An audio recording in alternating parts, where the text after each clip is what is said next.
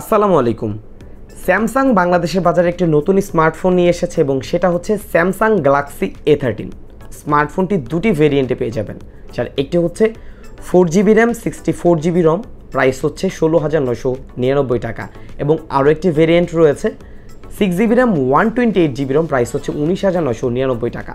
So viewers, স্মার্টফোনটি যে price পয়েন্টে বাজারে লঞ্চ করা হয়েছে এটা কি আদৌ ভ্যালু ফর মানি প্রোডাক্ট কিনা সকল কিছুই এই ভিডিওর মাধ্যমে তুলে ধরার ট্রাই করব। সো আপনারা যারা নতুন ভিউয়ার্স রয়েছেন এই চ্যানেলটিকে সাবস্ক্রাইব করতে ভুলবেন না, এবং যারা ভিউয়ার্স রয়েছেন সবসময় ভিডিও দেখেন অবশ্যই এই ভিডিওতে একটি লাইক করে দিবেন। কথা না বাড়িয়ে চলুন শুরু করা যাক। Let's begin the show.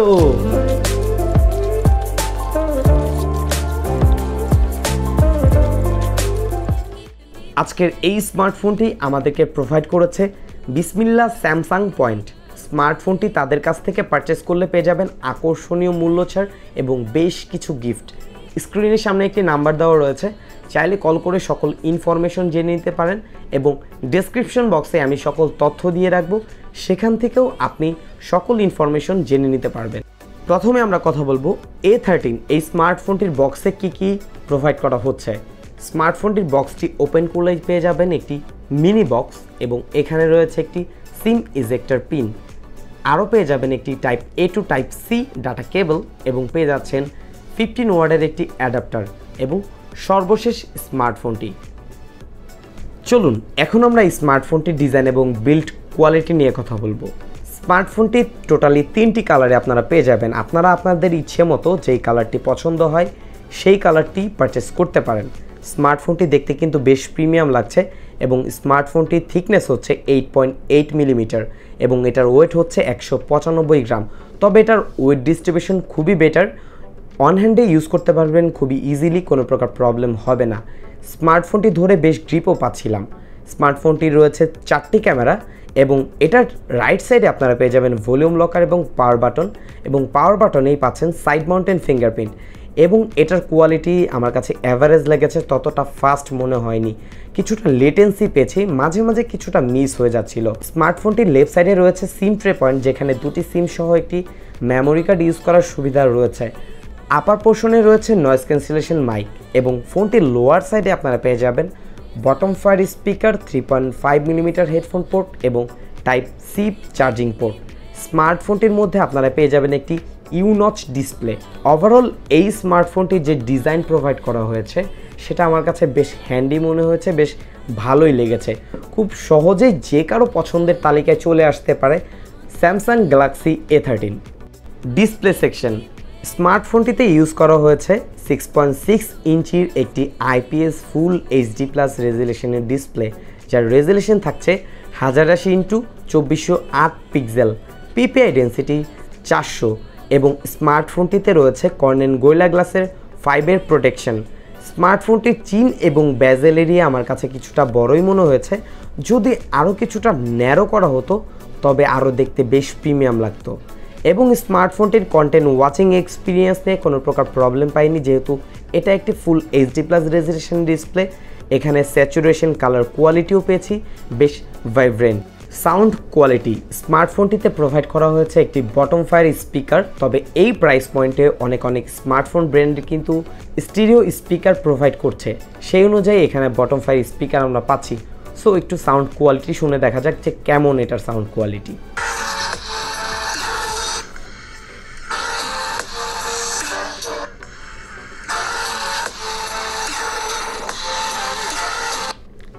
এটার যে সাউন্ড কোয়ালিটি সেটা অ্যাভারেজ লেগেছে, ওকে টাইপ। তবে আরও কিছুটা লাউড হলে ভালো হতো। বরাবরই আমরা দেখে থাকি যে স্যামসাংয়ের স্মার্টফোনগুলোর সাউন্ড কোয়ালিটি কিছুটা বেশি হয়, সেই তুলনায় আমার কাছে কিছুটা কমই মনে হয়েছে। পারফরমেন্স সেকশন, স্মার্টফোনটির দুটি ভেরিয়েন্টে বাজারে আসবে, যার একটি ভেরিয়েন্ট আমাদের হাতে এসেছে, এবং এটা হচ্ছে 4GB র্যাম 64GB রম। স্মার্টফোনটির মধ্যে আমরা হেভি মাল্টি টাচ স্ক্রিন সহ স্মার্টফোনটির মধ্যে বেশ কিছু অ্যাপ ইউজ করেছি একসাথে, কোনো প্রকার প্রবলেম পাইনি। আশা করছি আপনারাও তেমন কোনো সমস্যা ফেস করবেন না। এবং এটার যে রম স্টোরেজ টাইপ রয়েছে সেটা হচ্ছে eMMC 5.1 স্টোরেজ টাইপ। স্মার্টফোনটির র্যাম ম্যানেজমেন্ট বেশ ভালো ছিল, আশা করছি আপনাদেরও ভালো লাগবে। প্রসেসর, স্মার্টফোনটিতে ইউজ করা হয়েছে স্যামসাংয়ের নিজস্ব প্রসেসর এক্সাইনস 850, যা 8 ন্যানোমিটার আর্কিটেক্ট বেজের একটি চিপসেট, যা আমরা পূর্বের A12 স্মার্টফোনটিতেও দেখেছি। স্মার্টফোনটির ব্যাটারি ব্যাকআপও বেশ ভালো থাকে, কেননা 8 ন্যানোমিটার খুব অপটিমাইজ একটি চিপসেট এখানে ইউজ করা হয়েছে, যা এক্সাইনস 850। স্মার্টফোনটির মধ্যে 8টি কোর পেয়ে যাবেন, যার 4টি কোর হচ্ছে কোর্টেক্স A55 2.0 গিগাহার্টজের এবং অপর 4টি কোরও সেমই পেয়ে যাচ্ছেন। এবং এটার জিপিইউ থাকছে মালি G52। ওভারঅল এখানে যে জিপিইউ প্রোভাইড করা হয়েছে এটা দিয়ে আপনি পাবজি লাইট অথবা ফ্রি ফায়ার মিডিয়াম গ্রাফিক্সে খেলতে পারবেন, তেমন কোনো প্রবলেম ফেস করবেন না। তবে আলট্রা গ্রাফিক্সে খেলতে গেলে কিছুটা ল্যাগ ইস্যু ফেস করতে পারেন। ওভারঅল স্মার্টফোনটির যে প্রসেসর ইউজ করা হয়েছে যে প্রাইস পয়েন্টে, সেই প্রাইস অনুযায়ী অনেক স্মার্টফোনই কিন্তু বর্তমানে কোয়ালকম স্ন্যাপড্রাগনের 680 প্রসেসরটি ইউজ করছে, এবং সেটা কিন্তু এক্সাইনস 850 থেকে কিছুটা বেটার। তবে ব্যাটারির ক্ষেত্রে কিছুটা বেটার হচ্ছে এক্সাইনস 850। ক্যামেরা সেকশন, আমরা যখন চিন্তা করি যে এই প্রাইস পয়েন্টে একটি ভালো ক্যামেরার প্রয়োজন, আমি বলতে পারি A13, কেননা এটার 50 মেগাপিক্সেলের যে ক্যামেরা আমি এখানে পেয়েছি সেটার রেজাল্ট আমার কাছে খুব ভালোই লেগেছে। এটা রেয়ার সাইডে রয়েছে 4টি ক্যামেরা, যার মেন ক্যামেরা 50 মেগাপিক্সেল f1.8 অ্যাপারচারের, রয়েছে 5 মেগাপিক্সেল একটি আলট্রা ওয়াইড লেন্স এবং 2 মেগাপিক্সেলের ম্যাক্রো লেন্স, 2 মেগাপিক্সেল একটি ডেপথ সেন্সর। ফ্রন্ট ক্যামেরাতে থাকছে 8 মেগাপিক্সেল f2.2 অ্যাপারচারের একটি সেলফি ক্যামেরা। স্মার্টফোনটির বেশ কিছু ছবি আপনাদের উদ্দেশ্যে দিয়ে দিব, কমেন্টস করে জানাবেন যে আপনাদের কাছে কেমন লেগেছে। তবে হ্যাঁ, সত্যিকার অর্থে এটা ক্যামেরা আমার কাছে বেশ ভালোই লেগেছে, বেশ ভালো ডিটেল পেয়েছি, বেশ ভালো কোয়ালিটির ছবিও পেয়েছি।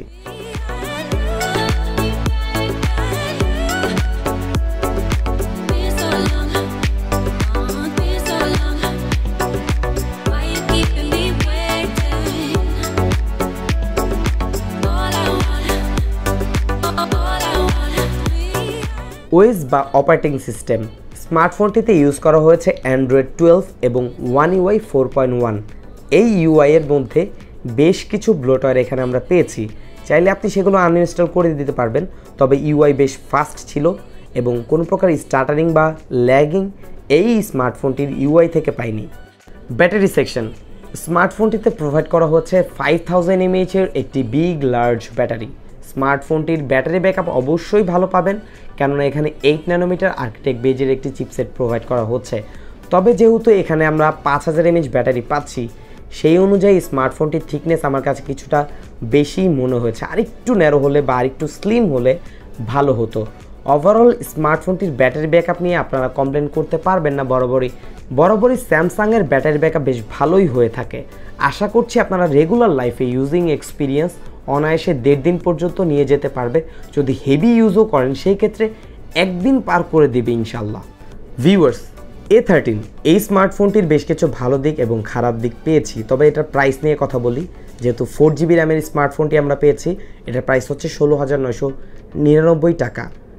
এই প্রাইস অনুযায়ী যে স্পেসিফিকেশন এখানে প্রোভাইড করা হয়েছে, প্রাইস কিছুটা বেশি মনে হয়েছে। যদি এটা 16,000 টাকা হতো তাহলে বেটার হতো। স্মার্টফোনটির বেশ কিছু ভালো দিক এবং খারাপ দিকের মধ্যে স্মার্টফোনটির ফার্স্ট কিছু খারাপ দিক নিয়ে কথা বলি। যেমন স্মার্টফোনটির স্পিকার, এটা কোয়ালিটি আরেকটু বেটার হতে পারতো। স্মার্টফোনটির মধ্যে যে ডিসপ্লে প্রোভাইড করা হয়েছে, এখানে 90 হার্টজের রিফ্রেশ রেট এখানে আমরা পাচ্ছি না, যেখানে এই প্রাইস পয়েন্টে অনেক স্মার্টফোনই কিন্তু 90 হার্টজের রিফ্রেশ রেট প্রোভাইড করছে। তবে স্মার্টফোনটির যে থিকনেস এখানে রয়েছে সেটাও কিছুটা আমার কাছে ডিসঅ্যাপয়েন্টেড লেগেছে। যেমন স্মার্টফোনটির থিকনেস 8.8 মিলিমিটার, যেখানে এই প্রাইসে অনেক স্লিম স্মার্টফোন কিন্তু আমরা পাচ্ছি। বেশ কিছু ভালো দিকের মধ্যে স্মার্টফোনটির ডিসপ্লে হচ্ছে আপনারা পাচ্ছেন ফুল HD+ রেজোলিউশনের ডিসপ্লে, এবং এখানে রয়েছে কর্নিং গোরিলা গ্লাস 5-এর প্রোটেকশন, এবং এখানে যে ক্যামেরাটি আমরা পাচ্ছি সেটা কিন্তু দুর্দান্ত রেজাল্ট করেছে, এবং এটার ব্যাটারি ব্যাকআপও কিন্তু আপনার দুর্দান্ত পাবেন।